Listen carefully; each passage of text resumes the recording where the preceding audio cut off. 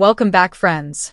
In this tutorial, you will learn how to calculate the YTD growth in Microsoft Excel. First of all, understand the data and requirement.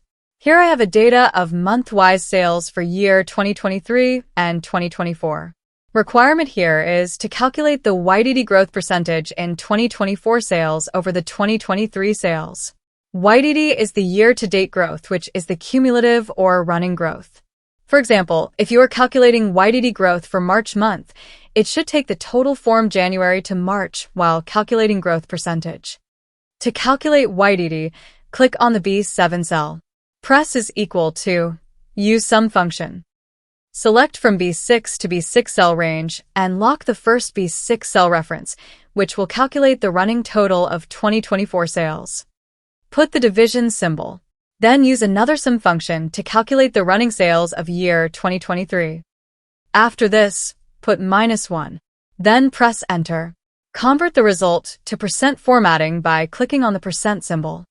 Here you see the YTD growth % for January month is calculated.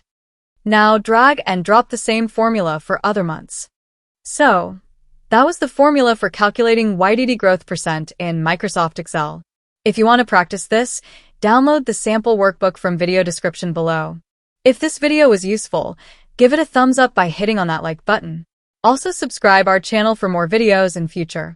Thank you so much for watching. See you in next video.